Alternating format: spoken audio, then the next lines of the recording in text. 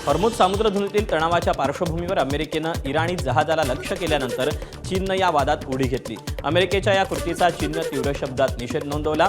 चीननं अमेरिकन नौदलाचा हल्ला म्हणजे आंतरराष्ट्रीय नियमांचं उल्लंघन आणि निव्वळ जबरदस्ती असल्याचं म्हटलं। अशा एकतर्फी लष्करी कारवायांमुळे पश्चिम आशियातील परिस्थिती हाताबाहेर जाऊ शकते असा इशारा चीननं दिला। अमेरिकेनं इराणच्या जहाजावर कारवाई केल्यानंतर इराणी अमेरिकन युद्धनौकांवर हल्ला चढवला। हॉर्मुझला लागून असलेल्या ओमानच्या समुद्रात इराणनं तिथल्या अमेरिकन युद्धनौकांवर ड्रोननं हल्ला केला। अमेरिका आणि इराण यांच्यात उद्या चर्चेची दुसरी फेरी पार पडणार आहे। पाकिस्तानची राजधानी इस्लामाबादमध्ये दोन्ही देशांच्या शिष्टमंडळात चर्चा होईल। डोनाल्ड ट्रम्प यांनी सोशल मीडिया पोस्ट करत याची माहिती दिली। यासाठी अमेरिकन शिष्टमंडळातील सदस्य स्टीव्ह विटकॉफ आणि जेरेड कुशनर इस्लामाबादसाठी रवाना झाले, तर अमेरिकेचे उपाध्यक्ष JD व्हान्स हेच या शिष्टमंडळाचं नेतृत्व करणार आहेत। एकीकडे अमेरिका आणि इराणमध्ये शांती वार्तेची तयारी सुरू असली तरी दुसरीकडे ट्रम्प यांच्या धमक्या सुरूच आहेत। ट्रम्प यांनी इराणला पुन्हा एकदा धमकी दिली। डील झालं नाही तर संपूर्ण इराण उडवून देऊ असं ट्रम्प यांनी म्हटलं। पॉवर प्लांट सर्व पूल उडवून देऊ असा इशारा ट्रम्प यांनी इराणला दिला। अमेरिकेचे अध्यक्ष डोनाल्ड ट्रम्प यांच्या विक्षिप्तपणाची एक बातमी सध्या चर्चेत आहे। एप्रिलच्या पहिल्याच आठवड्यात इराणनं अमेरिकेची 2 जेट विमानं आहेत ती पाडली होती। त्या एकूण डोनाल्ड ट्रम्प यांनी व्हाईट हाऊसमध्ये मोठा आरडाओरडा केल्याचं समोर आलं। अमेरिकन दैनिक वॉल स्ट्रीट जर्नलनं व्हाईट हाऊसमध्ये घडलेल्या घडामोडीचं वृत्त दिलं। 3 एप्रिलला गुड फ्रायडेच्या दिवशी व्हाईट हाऊसमध्ये तणाव होता। त्यावेळी ट्रम्प कमालीचे आक्रमक झाले होते, तेव्हा ट्रम्प यांना वॉर रूम बाहेर ठेवून अधिकाऱ्यांनी वैमानिकाच्या सुटकेचं नियोजन केलं अशी बातमी वॉल स्ट्रीट जर्नलनं दिली। नागपुरातील युनिव्हर्सल मल्टीपर्पज सोसायटी या नामांकित समाजसेवी संस्थेत काम करणाऱ्या हिंदू महिलेवर इस्लामी रूढी पाळण्यासाठी दबाव आणला जात असल्याचा धक्कादायक आरोप करण्यात आला। संस्थेचे संचालक रियाज काजी तिथे काम करणाऱ्या काही तरुणींवर नमाज पठणासाठी जबरदस्ती करत होते, मात्र नकार दिल्यानंतरही रियाज काजी सातत्यानं धार्मिक रीती पाळण्यासाठी आग्रह धरायचे। आरोप करणाऱ्या 4 तरुणींपैकी एका तरुणीनं काजीनं तिच्यासोबत अश्लील व्यवहार केल्याचंही तक्रारीत म्हटलं। या प्रकरणी पोलिसांनी संशयित रियाज काजी या 48 वर्षीय NGO प्रमुखाला अटक केली। त्याच्या साथीदारांचाही शोध घेतला जातोय। आरोपीनं आपलं मागील 1.5 ते 2 वर्षापासून विनयभंग केल्याबाबत आणि त्यांना काही मुस्लिम धर्माच्या ज्या काही प्रथा आहेत, उदाहरणार्थ रोजा पकडणे किंवा नमाज पठण करणे याबाबत माहिती दिली आणि तुम्ही तसं करा म्हणजे त्याचा तुम्हाला फायदा होईल असं करण्यास सांगितलं आणि त्याबाबतची तक्रार काल रोजी आम्हाला प्राप्त झाली। तक्रार प्राप्त झाल्यानंतर तात्काळ त्यामध्ये दखल घेऊन वरिष्ठांना माहिती दिली आणि दखलपात्र गुन्हा आपण त्याच्यामध्ये नोंद केलेला आहे। गुन्हा दाखल करून आरोपीला देखील ताब्यात घेऊन त्याला अटक करण्यात आलेली आहे। आज रोजी आम्ही त्याला मान्य न्यायालयात हजर करणार आहोत। नागपुरातील युनिव्हर्सल मल्टीपर्पज सोसायटी NGOमध्ये प्रकरणावर मंत्री चंद्रशेखर बावनकुळेंनी प्रतिक्रिया दिली। आरोपीला अटक केली असून पोलीस योग्य ती कारवाई करतील असं बावनकुळे म्हणाले। सरकारने त्याला अटक केली आहे, पोलिसांनी अटक केलेली आहे आणि पोलिसांनी अटक करून अत्यंत कडक कारवाई केलेली आहे आणि अशा प्रकारचं जे नागपूरमध्ये एक भयंकर प्रकरण याचा जो प्रभाव पुढचा होता तो फार मोठा होता, पण ते थांबवण्याचं काम पोलिसांनी केलं आहे। विश्व हिंदू परिषदेनं युनिव्हर्सल मल्टीपर्पज सोसायटी या NGOला फंडिंग कुठून होत होतं याचा तपास पोलिसांनी करावा अशी मागणी केली, तर या प्रकरणात विश्व हिंदू परिषद शांत बसणार नसल्याचंही त्यांनी म्हटलंय। हे जे प्रकार सुरू आहे त्यासाठी हिंदू संघटना काही चूप बसणार नाही, क्योंकि हा जो प्रकार होता है हा हिंदूंना टार्गेट, हिंदू मुलींना टार्गेट करून चाललेले आहे आणि त्यामुळे लव जिहाद ज्या प्रमाणात वाढलेला आहे हे त्याचेच प्रकरण आहे। तर रियाज काजी हा कुठपर्यंत गेलेला आहे, याला फंडिंग, याच्या NGOला फंडिंग कोण करत आहे याचाही तपास नागपूर पोलिसांनी करावं।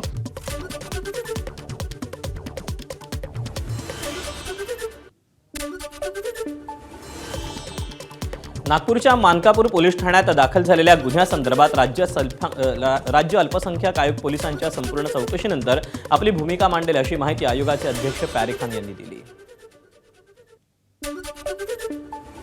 आयोग का काम है सिर्फ और सिर्फ माइनॉरिटीज़ के लिए काम करना, मेजॉरिटी के लिए सरकार है। जो कंप्लेंट दाखिल हुई है भैया उसमें वो NGO के आड़ में धर्म का काम कर रहा था, नमाज पढ़ने के लिए, ऐसी कंप्लेंट जो है वो रजिस्टर की गई देखिए है। कंप्लेंट क्या है, वाइट है। कंप्लेंट क्या है उस पर मत जाइए। जो पुलिस की जानकारी आएंगी, पुलिस की रिपोर्ट आएंगी, उसके बाद जांच के बाद ही बात करना। दरम्यान तक्रारदार तरुणींचे सर्व आरोप रियाज काझीच्या वकिलांनी फेटाळले. 2024च्या विधेयभंगाची तक्रार एवढी उशिरा का केली असा सवाल त्यांनी केला. नमाज पढा, रोजे ठेवा, दुआ करा, खुदा हाफिज म्हणा अशी कोणतीही सक्ती करण्यात आली नव्हती असं काझीचे वकील मुजम्मिल हुसेन यांनी म्हटलंय. हे सर्व आरोप खोटे असून या संदर्भात पोलिसांच्या तपासात कुठलाही पुरावा नसल्याचं मुजम्मिल हुसेन यांनी म्हटलंय. आता 1 वर्षानंतर जर हे अशी ॲलिगेशन आणत आहे आणि त्याच्यात पूर्ण ॲलिगेशनमध्ये रिमांडमध्ये असा कुठेही नाही आहे की यांनी काही धार्मिक म्हणजे रिलिजियस ॲक्टिव्हिटी करिता काही करत होतं, असं काही नाही. यांच्या NGOच्या काही नाही, काहीच नाही. त्याबाबत अजिबात there is nothing on record. यवतमाळच्या राळेगाव आणि पांढरकवडा या परिसरामध्ये अल्पवयीन मुली बेपत्ता झाल्याच्या प्रकरणात राळेगाव इथे सर्वपक्षीय बंदची हाक देण्यात आली होती. भाजपचे जिल्हाध्यक्ष प्रफुल्ल चव्हाण आणि विश्व हिंदू परिषद, बजरंग दल, सर्वपक्षीय तसंच सामाजिक संघटनांच्या वतीनं रविवारी पोलीस स्टेशनवर धडक मोर्चा देत आरोपींना अटक करण्याची मागणी करण्यात आली होती. खुद्द राज्याचे आदिवासी विकास मंत्री अशोक उईके यांनी सुद्धा अप्पर पोलीस अधीक्षक यांची भेट घेऊन तात्काळ आरोपींना अटक करण्याची मागणी केली. या प्रकरणात राळेगाव बंदचं आवाहन आज करण्यात आलं होतं.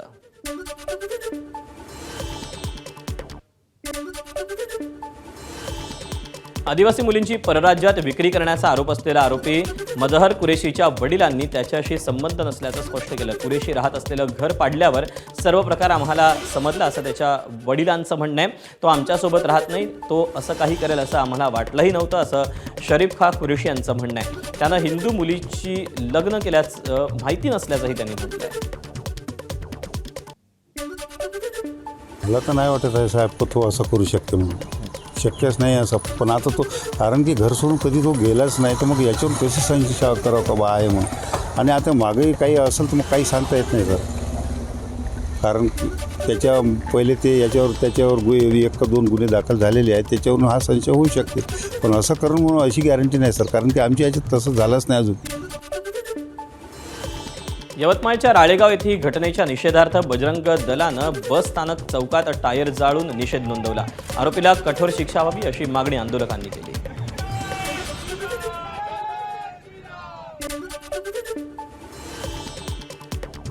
अमरावती परतवाडा प्रकरणी पोलीस अधीक्षक विशाल आनंद यांनी पत्रकार परिषद घेतली. मुख्य आरोपी अयान अहमदला अटक केल्यानंतर पीडितांनी तक्रार नोंदवावी असं आवाहन पोलिसांनी केलं. याआधीही पोलिसांनी आवाहन केल्यानुसार काही तक्रारी समोर आल्या, त्यानुसार पोलिसांनी गुन्ह्याची देखील नोंद केली.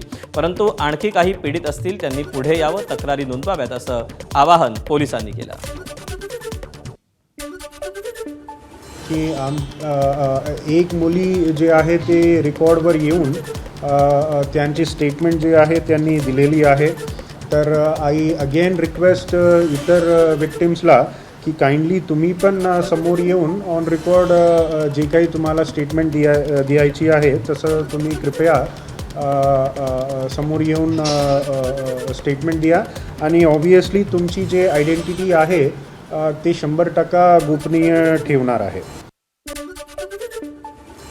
अमरावतीच्या परतवाडा लैंगिक प्रकरणातील मुख्य आरोपी अयान अहमदचे नवनवे कारनामे समोर येतात. आता तर एक जुना व्हिडिओ व्हायरल झाला ज्यात बंदूक, नोटांच्या बंडल, 4 मोबाईल, महागडी थार असं या व्हायरल व्हिडिओत दिसतंय. वाढदिवसाला तलवारीनं केक कापल्याचं रील देखील व्हायरल झालं होतं. अयानचे आधीचे रील्सही पोलिसांना दिसले नाहीत का असा सवाल नगराध्यक्ष रुपाली माथ यांनी विचारला आहे. गुन्हेगाराचे आपण जे व्हिडिओ पाहत आहात त्या व्हिडिओमध्ये आपल्याला स्पष्ट दिसत आहे की याच्याकडे 4 आयफोन आपल्याला दिसत आहेत. 4 आयफोनसोबतच आपल्याला एक रिव्हॉल्व्हरसुद्धा दिसत आहे. दुसरा व्हिडिओ आपण पाहिला तर त्याच्यामध्ये नोटाचे बंडल आपल्याला दिसत आहे. निश्चितच याच्यामागे कोणाचा तरी हात आहे. पोलीस प्रशासनाने यावर चौकशी करावी आणि प्रत्येक गुन्हेगारावर कठोर ती कारवाई करावी. ते व्हेकल कोणाची आहे आणि व्हेकलमध्ये जे काही मोबाईल आणि इतर सामग्री जे दिसत आहे इन्क्लुडिंग एक पिस्टल म्हणून पण ते दिसत आहे, त्यांची पण मी जे आहे खात्री करणार. आणि त्या संबंधित जे काही लोक आहे त्यांची जर काही क्रिमिनल इन्व्हॉल्वमेंट असा काही निदर्शनात आला तर नक्की त्यांच्यावर पण संबंधित कायदेशीर कारवाई आम्ही करणार. अमरावतीच्या परतवाड्यामध्ये उपचाराकरता जाणाऱ्या 65 वर्षीय वृद्ध महिलेवर अत्याचार केल्याची धक्कादायक घटना समोर आली. मी पण परतवाडा इथे जात आहे, चला मी तुम्हाला माझ्या गाडीवर सोडतो असं म्हणून पीडित महिलेला स्वतःच्या दुचाकीवर बसवलं आणि परतवाड्याकडे निघाला आणि वाटेत एका शिवाराजवळ काम आहे सांगून महिलेला उतरव आणि जवळपास कुणी नसल्याचा फायदा घेत तिच्यावर अत्याचार केला. शिवाय या नराधमानं महिलेकडे उपचारासाठी असलेले 600 रुपये देखील बळकावले. आरोपी ज्या मार्गावरून गेला त्या मार्गावरील CCTVद्वारे पोलिसांनी नराधमाला अटक केली. आरोपीचं नाव आवेज खान असून तो परतवाडा इथे राहत असल्याचं तपासात निष्पन्न झालं. नाशिकमधील TCS मधील धर्मांतरण आणि महिला कर्मचाऱ्यांच्या लैंगिक अत्याचार प्रकरणातील तपासात अनेक धक्कादायक बाबी समोर आल्या. राष्ट्रीय महिला आयोगाच्या सदस्यांनी काही पीडितांशी संवाद साधला. यावेळी एका पीडितेनं कॅन्सरग्रस्त वडिलांच्या उपचारासाठी अत्याचार सहन केल्याची धक्कादायक माहिती दिली. वडिलांच्या केमोथेरपीसाठी लागणारी औषध आणि पैशांची गरज असल्यानं या पीडितेनं मानसिक छळ आणि अपमान सहन केला असल्याची माहिती समोर आली. तर दुसऱ्या पीडितेवर कुटुंबाची जबाबदारी असल्यानं नोकरीच्या नावाखाली धर्मांतराच्या छुप्या अजेंड्याला बळी पडल्याची माहितीही समोर आली. नाशिकच्या TCS मधील धर्मांतर आणि अत्याचार प्रकरणातील फरार आरोपी निदा खानच्या अटकपूर्व जामिनावर सुनावणी पार पडली. कंपनीतील महिला अत्याचार आणि धर्मांतर प्रकरणात निदा खानचा सहभाग असल्याचा आरोप करण्यात आला असून निदा खान 25 मार्चपासून फरार आहे. दरम्यान निदा खान फरार असल्याचं म्हणणं योग्य राहणार नाही असा युक्तिवाद निदा खानच्या वकिलांनी केला. दरम्यान या प्रकरणी पुढील सुनावणी 27 एप्रिलला होणार आहे. बंधू अशोक खरातची आज पुन्हा SIT चौकशी होतीये. महिला अत्याचाराच्या 5व्या गुन्ह्यात तपास SIT कडून पुन्हा खरातची चौकशी केली जाते. रविवारी न्यायालयानं त्याला 5 दिवसांची पोलीस कोठडी सुनावली. पीडित महिलेला पेढा खाऊ घालून गुंगी आणणारं पाणी देत अत्याचार केल्याची तक्रार करण्यात आली आहे. नेस्को म्युझिक कॉन्सर्टमधील ड्रग्ज प्रकरणानंतर अंमली पदार्थ विरोधी मोहिमेला वेग आला. टिटवाळ्यातून तब्बल 5,000 एक्स्टसीच्या गोळ्या जप्त करण्यात आल्या. जप्त केलेल्या ड्रग्जची किंमत 6 कोटी रुपयांच्या घरात. या प्रकरणात साकीनाका पोलिसांनी अश्विनी पॉल नावाच्या महिलेला अटक केली. पोलिसांनी तिच्या टिटवाळ्यातील घराची झडती घेतली असता 6 कोटींचं ड्रग्ज सापडलं. पोलिसांनी तिच्या घरातून 4 ते 5 मोबाईल फोन आणि 8 सिम कार्ड जप्त केले आहेत.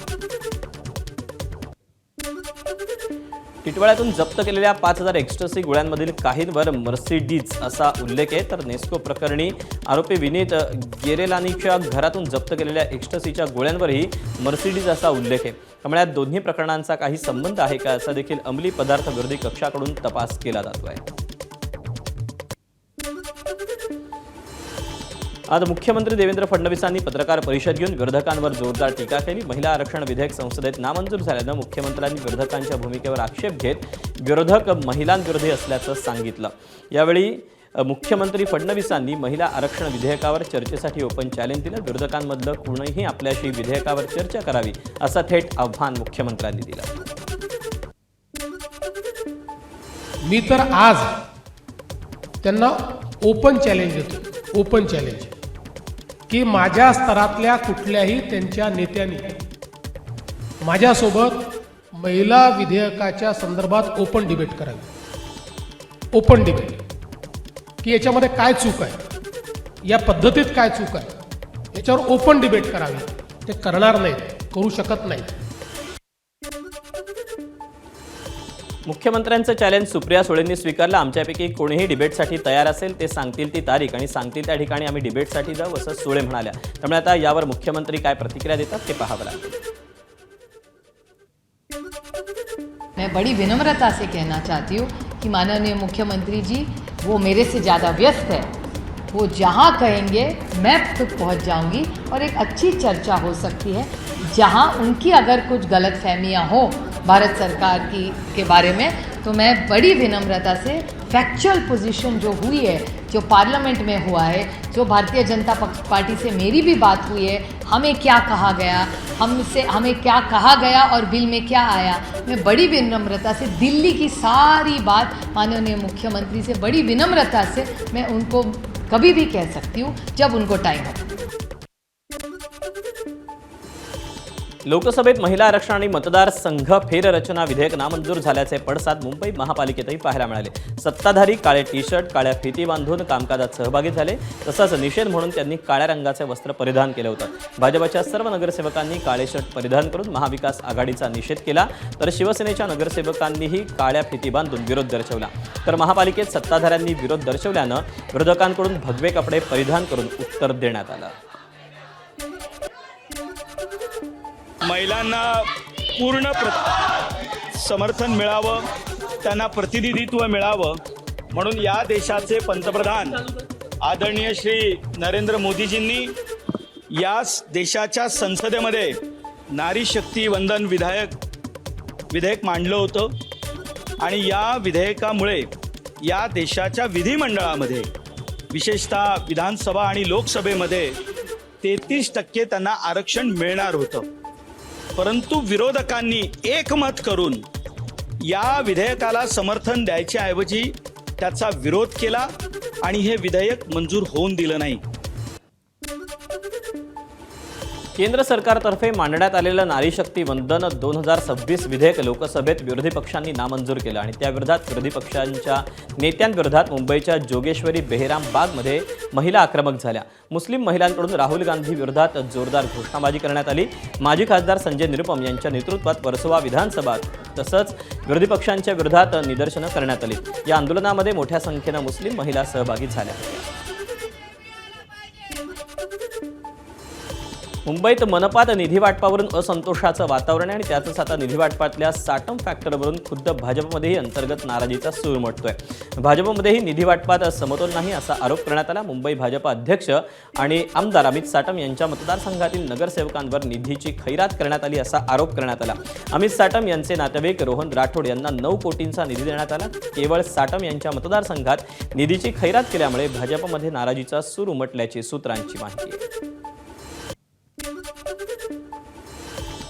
विरोधकांना निधी दिलाच जात नाही, पण भाजप पक्षातच निधी वाटपात दुजाभाव केला जातोय. ते खासगीत नाराजी बोलून दाखवतात अशी प्रतिक्रिया ठाकरेंच्या शिवसेनेचे नगरसेवक सचिन पडवळ यांनी दिली.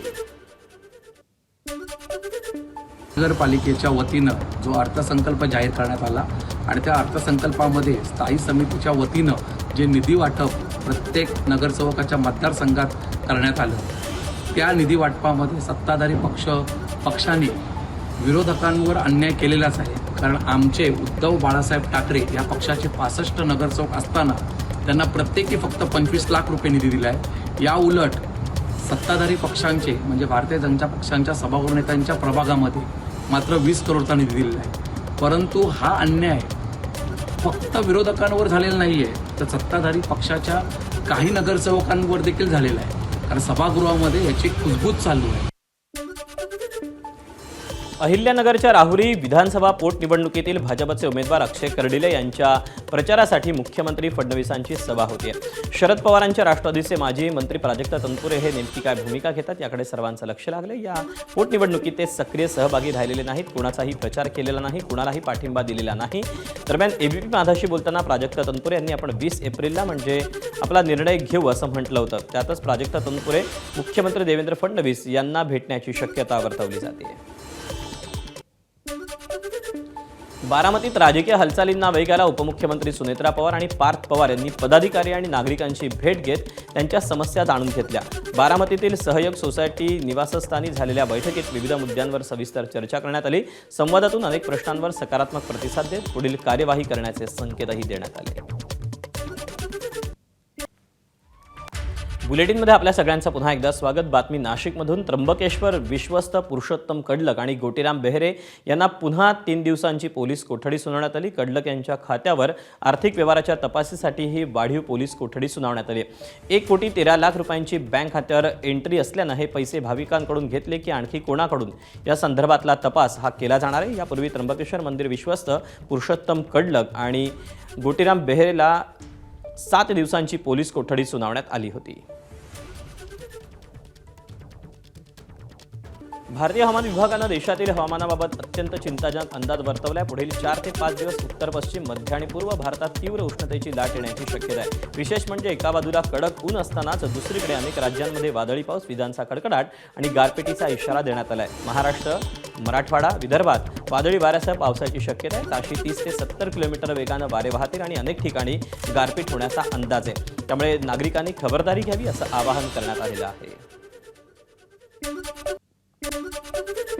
मुंबईतील सह्याद्री अतिथीगृहावर मुख्यमंत्री देवेंद्र फडणवीस यांच्या अध्यक्षतेखाली महत्त्वपूर्ण बैठक ही पार पडली. या बैठकीला कृषी मंत्री दत्तात्रय भरणे, अर्थ राज्यमंत्री आशिष जयस्वाल, वरिष्ठ अधिकारी उपस्थित होते. एल निनोच्या संभाव्य परिणामांवर उपाययोजनांची सविस्तर चर्चा करण्यात आली. यावर्षीच्या कमी पावसाची शक्यता लक्षात घेता आतापासूनच उन्हाळ्यासाठी नियोजन करण्याच्या सूचना देण्यात आल्या. तसंच पाणी बचतीसाठी प्रत्येक जिल्ह्यात विशेष टीम तयार करण्याचे निर्देश मुख्यमंत्र्यांनी दिले आहेत. पावसाचं प्रमाण जर कमी राहिलं तर शेतकऱ्याला ज्या अडचणीला सामोरं जावं लागेल त्या शेतकऱ्यांसाठी काय उपाययोजना केल्या पाहिजेत, शेतकऱ्यांना काय मार्गदर्शन केलं पाहिजे,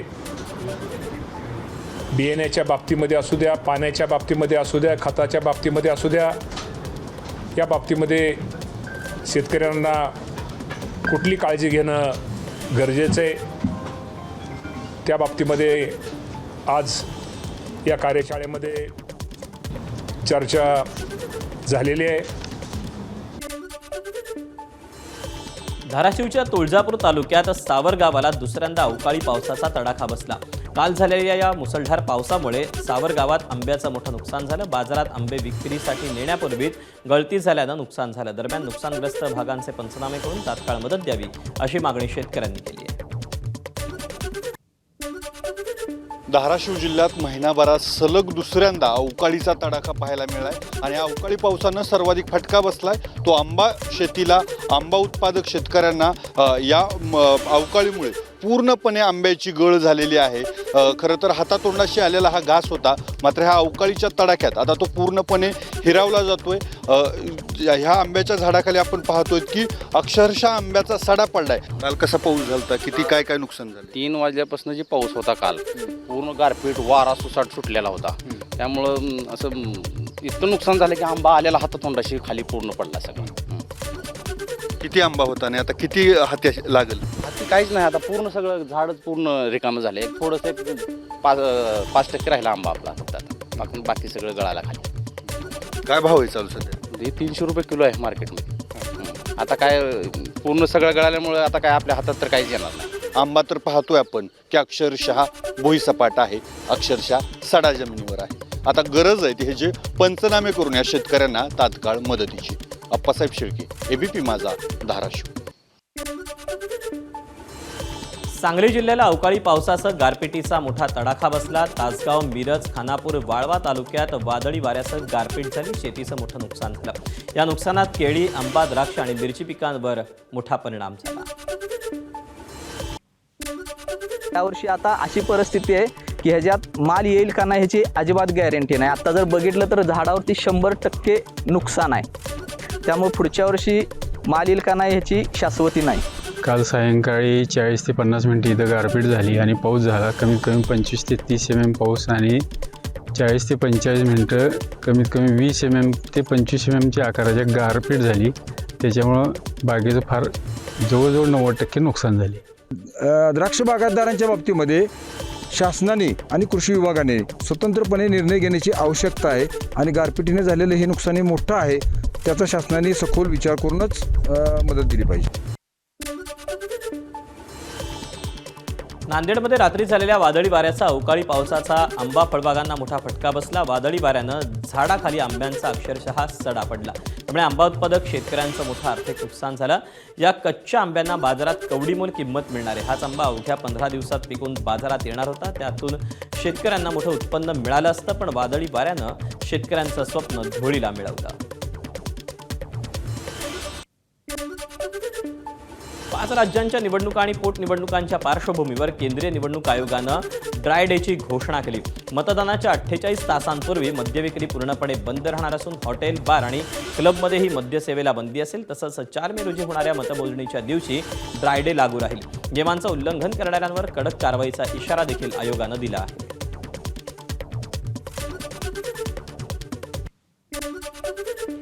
नॅशनल हेराल्ड प्रकरणी ईडीनं दाखल केलेल्या याचिकेवर दिल्ली उच्च न्यायालयात सुनावणी होणार आहे. कनिष्ठ न्यायालयानं 16 डिसेंबरला सोनिया गांधी, राहुल गांधी यांच्यासह इतरांविरोधातील आरोपपत्राची दखल घेण्यास नकार दिला होता. या आदेशाविरोधात ईडीनं उच्च न्यायालयात धाव घेतली. न्यायमूर्ती स्वर्णकांता शर्मा यांच्या खंडपीठासमोर ही सुनावणी होणार असून यापूर्वी न्यायालयानं संबंधितांना नोटीसही बजावली होती. त्यामुळे राहुल गांधी, सोनिया गांधींना मिळालेला दिलासा कायम राहणार का याकडे लक्ष लागलं आहे. सरसंघचालक मोहन भागवत यांच्या झेड+ सुरक्षेच्या खर्चावरून नागपूर खंडपीठात दाखल जनहित याचिका यावरून सुनावणी पार पडली. सामाजिक कार्यकर्ते ललन किशोर सिंग यांनी ही याचिका दाखल केली होती. व्हीव्हीआयपी सुरक्षेमुळे सरकारी तिजोरीवर मोठा भार पडत असल्याचा दावा याचिकेत करण्यात आला होता. मात्र न्यायालयानं ही याचिका फेटाळून लावली. बारामतीची पोटनिवडणूक बिनविरोध व्हायला हवी होती, मात्र काही लोकांनी काही उमेदवारांना उभं केलं असं वक्तव्य पार्थ पवारांनी केलं. तसंच मताधिक्याचा रेकॉर्ड मोडायचा आहे, त्यामुळे सगळ्यांनी मतदान करायला यावं असं आवाहन देखील पार्थ पवारांनी केलं आहे. सगळ्यांना माहिती आहे की वहिनी निवडून येणारच, त्याच्यामुळे अनेक लोक म्हणतील की कशाला यायचं मतदान करायला, वहिनी तर निवडूनच येणार आहे. पण आपल्याला एक रेकॉर्ड तोडायचा आहे 2,17,000चा. त्याच्यामुळे मी विनंती करतो की अजून मतदान करायला यावं.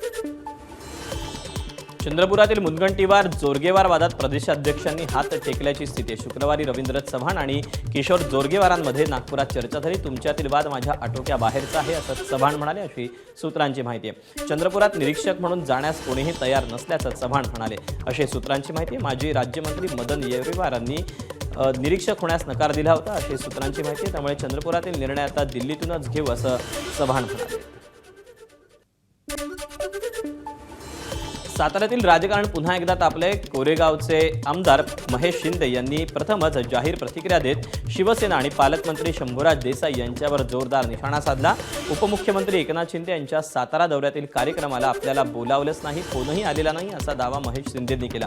हा शिवसेनेचा पहिलाच कार्यक्रम नाही की मी जाणार नाही. शिंदे मुख्यमंत्री झाल्यापासून माझे फोटो बॅनरवर नसतात असं म्हणत त्यांनी नाराजी व्यक्त केली. तर जिल्ह्यात शिवसैनिक आहेत कुठे असा सवाल करत स्थानिक नेतृत्वालाही टोला लगावला.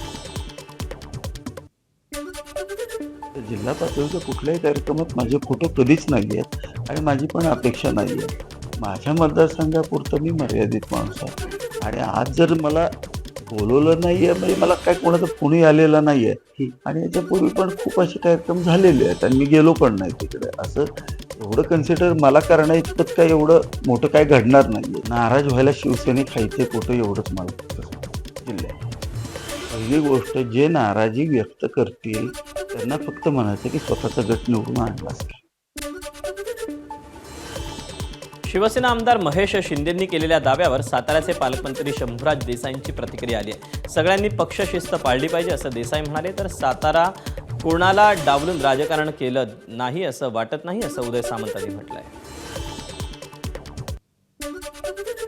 मी नेहमी पदाधिकाऱ्यांनी विचारलं की आमदार महेश शिंदे साहेब येणार आहेत का.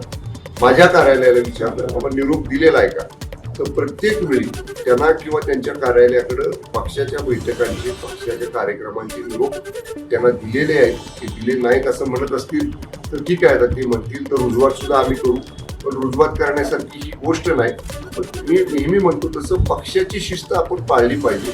पक्षाचे काही नियम असतात, पक्षाची काही कार्यप्रणाली असते, काही कार्यपद्धती असते, ती सगळ्यांनीच पाळली पाहिजे असं आम्हाला सगळ्यांना अपेक्षित आहे. सिनियर मंत्री शंभूराज देसाई जिल्ह्याचे पालकमंत्री आहेत. शरद कणसे म्हणून एक अनुभवी संपर्क प्रमुख तिथे आहेत. त्याच्यामुळे कोणाला डावलून तिथं राजकारण केलं जाईल आणि ते पक्षातल्याच व्यक्तीला डावलून केलं जाईल याच्यावर माझा अजिबात विश्वास नाही. परंतु आमदार महेश शिंदे जरी असं बोलले असले तरी त्याच्यावर मी काही प्रतिक्रिया देणार नाही. कारण शिवसेना तिथं जिल्हा परिषदेमध्ये किती आहे हे शंभूराज देसाईंच्या नेतृत्वाखाली शिवसेनेनं सिद्ध केलेलं आहे.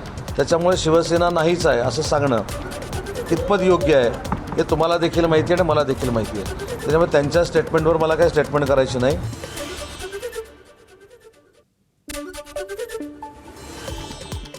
महेश शिंदेंची भूमिका काय असावी हा त्यांचा विषय आहे. भाजप म्हणून आम्ही शिंदेंचे हितचिंतक आहोत. ते जी भूमिका घेतील त्याच्या पाठीशी आम्ही राहणार आहोत, अशी प्रतिक्रिया सोलापूरचे पालकमंत्री जयकुमार गोरे यांनी दिली.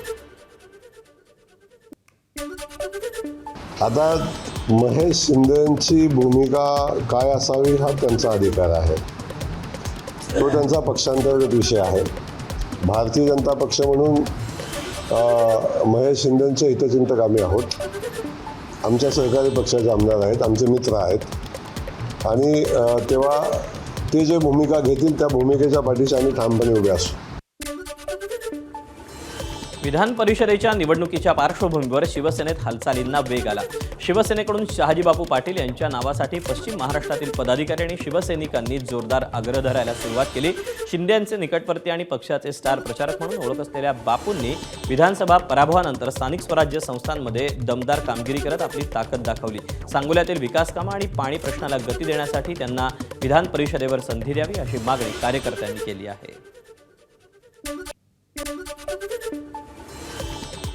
नागपूर जिल्ह्यात भाजपच्या अंतर्गत राजकारणाला वेग आलाय. ज्येष्ठ नेते डॉक्टर पोद्दार यांना विधान परिषद सदस्यत्व देण्याची मागणी जोर धरू लागली. नागपूर जिल्ह्यातील भाजप पदाधिकाऱ्यांनी केंद्रीय मंत्री नितीन गडकरी, मुख्यमंत्री देवेंद्र फडणवीस आणि महसूल मंत्री चंद्रशेखर बावनकुळे यांची भेट घेतली. पोद्दार यांचा प्रदीर्घ अनुभव, संघटन कौशल्य आणि गेल्या 30 वर्षातील पक्षासाठीचं योगदान लक्षात घेता त्यांना उमेदवारी द्यावी असा आग्रह कार्यकर्त्यांकडून करण्यात येतोय. धुळे महानगरपालिकेत महत्त्वाच्या समित्यांच्या निवडणुका पार पडल्या. जिल्हाधिकारी भाग्यश्री विस्पुते यांच्या अध्यक्षतेखाली झालेल्या प्रक्रियेत अर्ज न आल्यानं भाजपच्या लताबाई सोनार यांची स्थायी समिती सभापतीपदी बिनविरोध निवड झाली. महिला बालकल्याण समितीच्या सभापतीपदी उज्ज्वला ठाकरे आणि उपसभापतीपदी शोभा भिल यांची निवड करण्यात आली. महापौर महादेवी परदेशी यांनी निवडून आलेल्या पदाधिकाऱ्यांचा सत्कार केला. डीजीसीएमध्ये अनेक भ्रष्ट अधिकारी आहेत असा आरोप आमदार रोहित पवारांनी केला. अटक झालेला डीजीसीएचा उपसंचालक हा छोटा मासा असल्याचं ते म्हणाले. लाच देऊन डीजीसीएत कामं होत असतील तर VK सिंगनी कशी कागदपत्रं क्लिअर केली असतील याचा अंदाज येतो असं त्यांनी आपल्या पोस्टमध्ये म्हटलंय. सीबीआयनं स्वतः केलेली कारवाई हा तेलुगू देसमला अप्रत्यक्ष इशारा दिलेला असावा असंही रोहित पवारांनी म्हटलंय. अजित पवारांच्या अपघाताचा तपास करायला सरकार खूप दिरंगाई करतंय. ही दिरंगाई का करतंय हे मुख्यमंत्र्यांना विचारायला पाहिजे असं म्हणत अमोल मिटकर यांनी सरकारला घरचा आहेर दिला. एकतर मोठा नेता जातो आणि एक FIR होऊ शकत नाही असं म्हणत अमोल मिटकर यांनी सरकारवर निशाणा साधला. मागणी अशी आहे की FIR महाराष्ट्रात नोंदवला गेला पाहिजे. जर कर्नाटक बेंगलोरमध्ये जर तो नोंदवला गेला, पण आज माननीय मुख्यमंत्र्यांनी अजितदादांच्या विमान अपघाताच्या संदर्भात CID चौकशी जर लावली असेल तर अद्यापही त्याचं कुठलंही तपास महाराष्ट्राच्या समोर आलेला नाही. त्यामुळे अजितदादांच्या कुटुंबाच्या पाठीशी एक भाऊ म्हणून खंबीरपणे उभं राहताना दादासुद्धा आपले भाऊ होते, आपल्या सरकारमधले एक मजबूत तुमचा आधार होते. अर्थमंत्री म्हणून दादांनी व्यवस्थित महाराष्ट्र सांभाळला आहे आणि महाराष्ट्राची एक जनभावना आहे की अजितदादांना सुद्धा न्याय दिला पाहिजे आणि ती अपेक्षा आम्हाला माननीय मुख्यमंत्र्यांकडून आहे. छत्रपती संभाजीनगर महापालिकेच्या महासभेत जोरदार वादावादी झाली. प्रभाग 12 मधील कचरा डेपोच्या मुद्द्यावरून शाब्दिक चकमक झाली. MIM आणि वंचितचे नगरसेवक समोरासमोर आले होते. जुन्या शहरात इम्तियाज जलील यांना विचारल्याशिवाय काही होऊ शकत नाही असं वक्तव्य विरोधी पक्षनेते समीर साजिद बिल्डर यांनी केलं आणि त्यावर अनेकांनी आक्षेप घेतला. विरोधी पक्षनेत्यांनी माफी मागण्याची मागणी केली. कौन महापौर, कौन आमदार, कौन खासदार और कौन मिनिस्टर, और सिटी के अंदर अगर कोई भी विकास का काम हो या कोई भी काम हो, गिने हुए खासदार शक्ति कपूर के आदेश के बिना कोई काम होने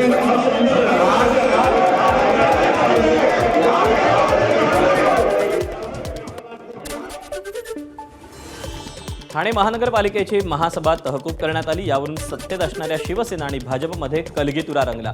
आशा भोसले यांच्या निधनामुळे तहकुबी प्रस्ताव सादर करण्यात आला होता. मात्र या सभेत नारी शक्ती वंदन विरोधक करणाऱ्या विरोधकांचा निषेध प्रस्ताव भाजप नगरसेवक भरत चव्हाण यांनी दिला होता.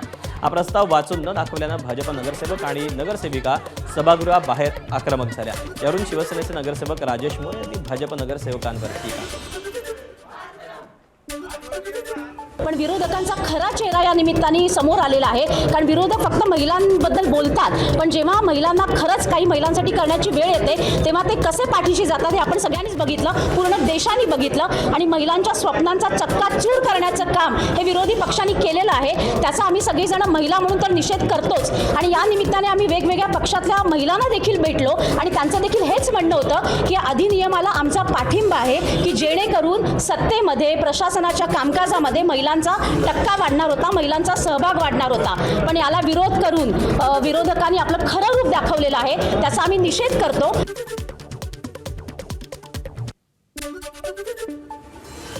हिंगोली कृषी उत्पन्न बाजार समितीत हजारो क्विंटल हळदीची आवक झाली. मात्र व्यापाऱ्यांकडून कमी दर दिला जात असल्यामुळे शेतकरी आक्रमक झाले आणि त्यांनी हळदीचा लिलाव बंद पाडला. कमी भावासोबतच खरेदी केलेले हळद अनेक दिवस मार्केट यार्डमध्ये पडून राहत असल्यानं नवीन लिलावाला विलंब होत असल्याचा आरोप शेतकऱ्यांनी केला आहे.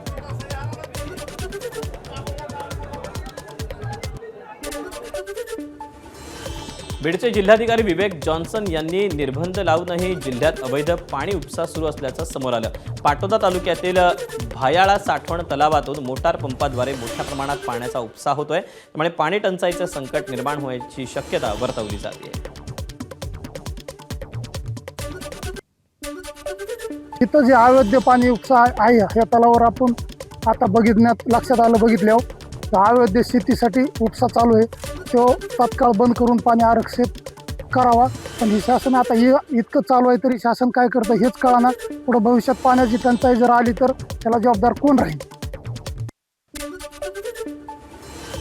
सोलापुरातील कृषी उत्पन्न बाजार समितीत शेतकऱ्यांनी कांद्याचे लिलाव रोखले. बाजार समितीतून कांदा चोरीला जात असल्याचा आरोप करत शेतकरी आक्रमक झाले. तसंच कांद्याच्या दरातील घसरण आणि मूलभूत सुविधांचा अभाव यावरही शेतकऱ्यांनी नाराजी व्यक्त केली. अक्षय तृतीयेच्या मुहूर्तावर पुणेकरांनी मोठ्या प्रमाणात खरेदीला पसंती दिली. यंदा पुण्यात तब्बल 7,500 वाहनांची खरेदी करण्यात आली. यामध्ये 4,492 दुचाकी, 1,972 चारचाकी आणि 306 ई वाहनांचा समावेश आहे. शुभमुहूर्त साधून वाहन खरेदीकडे पुणेकरांचा कल वाढल्याचं चित्र दिसून आलं. जळगावच्या सराफा बाजारात सोनं आणि चांदीच्या दरात घसरण झाली. सोन्याच्या दरात 800 रुपयांची तर चांदीच्या दरात 5 रुपयांची घट झाली. त्यामुळे सोन्याचे दर जीएसटीसह 1,56,650 रुपयांवर पोहोचले, तर चांदीचे दर हे 2,62,650 रुपयांवर आलेले आहेत.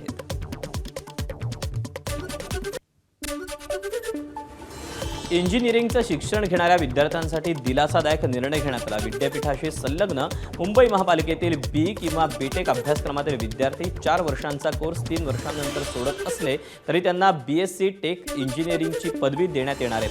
राष्ट्रीय शैक्षणिक धोरणानुसार मल्टिपल एंट्री आणि एक्झिटचा पर्याय लागू करण्यात आला असून त्याअंतर्गत विद्यार्थ्यांना सर्टिफिकेट, डिप्लोमा आणि पदवी प्रमाणपत्र देण्याची तरतूद करण्यात आली आहे. नागपूर महानगरपालिकेच्या शाळांमध्ये विद्यार्थ्यांची घटती संख्या रोखण्यासाठी प्रशासनानं गट नोंदणी उपक्रम सुरू केला. गरीब आणि वंचित घटकातील विद्यार्थ्यांना शिक्षणाच्या मुख्य प्रवाहात आणण्याच्या उद्देशानं हा उपक्रम राबवला जातोय. मनपा अतिरिक्त आयुक्त यांच्या उपस्थितीत झालेल्या बैठकीत मुख्याध्यापक आणि अधिकाऱ्यांना आवश्यक निर्देश देण्यात आले. गेल्या काही वर्षात डिजिटल क्लासरूम आणि भौतिक सुविधांमध्ये सुधारणा झाल्याचा दावा असतानाही पालकांचा कल खासगी शाळांकडे असल्यानं ही दरी कमी करण्यासाठी हा निर्णय घेण्यात आला. नवी मुंबईत खासगी बस चालकाला RTO अधिकाऱ्यांनी थेट मारहाण केली. माझ्या अंगावर गाडी घालतो असं म्हणत पोलीस अधिकाऱ्यांनं मारहाण केली. चालकाला झालेली मारहाण कॅमेऱ्यानं टिपली आहे. गाडी बाजूला घेत असतानाही पोलिसांनी थेट येऊन मारहाण केल्याचा आरोप चालक नितेश पवार यांनी केला. या घटनेचा व्हिडिओ सध्या सोशल मीडियावर व्हायरल झाला आहे.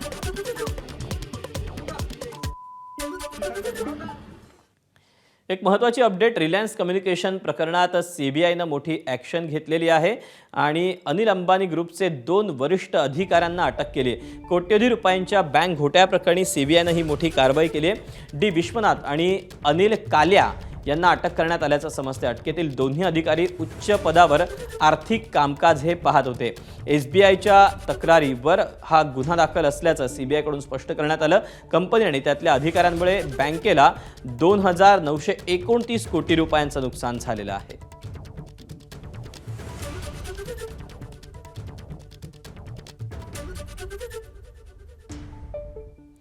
विरोधकांनी महिला आरक्षण विधेयक संसदेत पाडल्यानंतर भाजप आक्रमक झालाय. उद्या राज्यभरात ठिकठिकाणी पत्रकार परिषदांचं आयोजन करण्यात आलंय. महिला आरक्षण विधेयकाच्या समर्थनार्थ भाजपकडून आता आक्रमक पवित्रा घेण्यात आलाय. पर्यावरण मंत्री पंकजा मुंडे उद्या ठाण्यात सकाळी 11 वाजता पत्रकार परिषद घेणार आहेत. नागपूरच्या महापौर नीता ठाकरे संध्याकाळी 4 वाजता पत्रकार परिषद घेतील, तर नाशिकमध्ये आमदार देवयानी फरांदे यांच्याकडूनही पत्रकार परिषदेचं आयोजन करण्यात आलेलं आहे.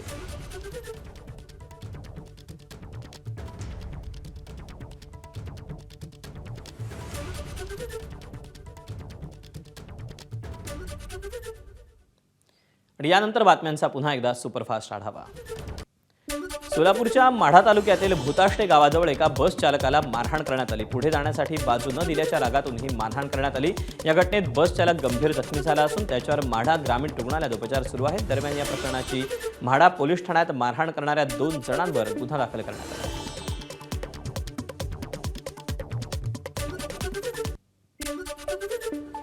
बीड जिल्ह्यातील परळी तालुक्यातील नाथरा गावात भारतरत्न डॉक्टर बाबासाहेब आंबेडकर यांचा पूर्णाकृती पुतळा उभारण्यात आला. मंत्री पंकजा मुंडे आणि आमदार धनंजय मुंडे यांचं मूळगाव असलेल्या या ठिकाणी आमदार धनंजय मुंडे यांच्या हस्ते पुतळ्याचं अनावरण करण्यात आलं.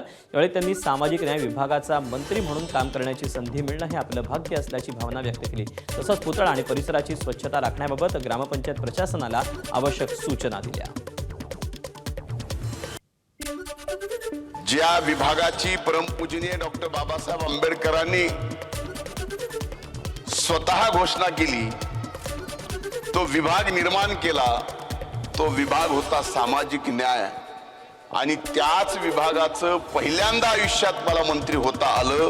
हेच खरं आपलं बाबासाहेबांचं नातं आहे.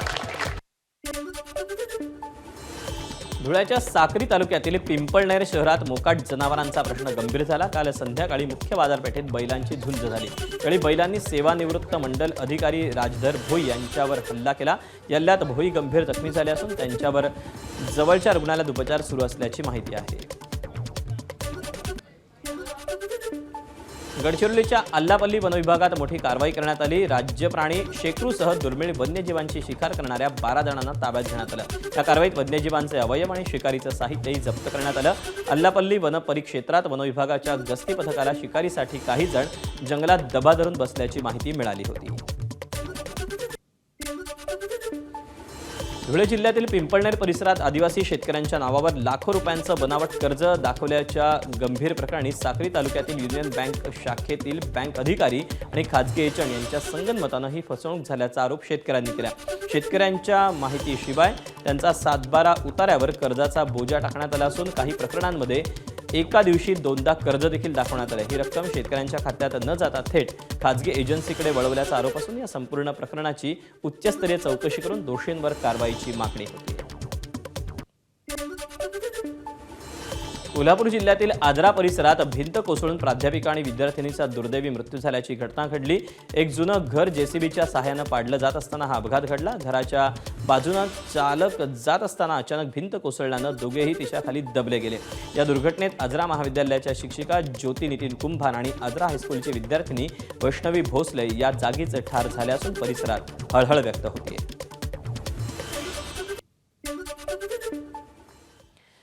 गोरेगावच्या नेस्को ड्रग्ज प्रकरणात एका मोठ्या ड्रग्ज तस्कराचं नाव समोर आलंय. अटक करण्यात आलेल्या ड्रग्ज पेडलर्सने याच ड्रग्ज तस्कराकडून एक्स्टसी घेतल्याचं उघड झालंय. आरोपी पेडलर्स आणि ड्रग्ज तस्कर यांच्यातील पैशाची देवाणघेवाण झाल्याचं बँकेच्या खात्यांच्या स्टेटमेंटमधून समोर आलंय. याच ड्रग्ज तस्कराच्या पत्नीच्या खात्यावर देखील ड्रग्ज पेडलरनी पैसे पाठवल्याचं समोर आलंय. या प्रकरणी अटक करण्यात आलेल्या 4 आज कोर्टात हजर केलं असता त्यांना 23 तारखेपर्यंत पोलीस कोठडी सुनावण्यात आली असून आतापर्यंत यामध्ये 10 जणांना अटक करण्यात आली आहे. एबीपी माझा, उघडा डोळे बघा नीट.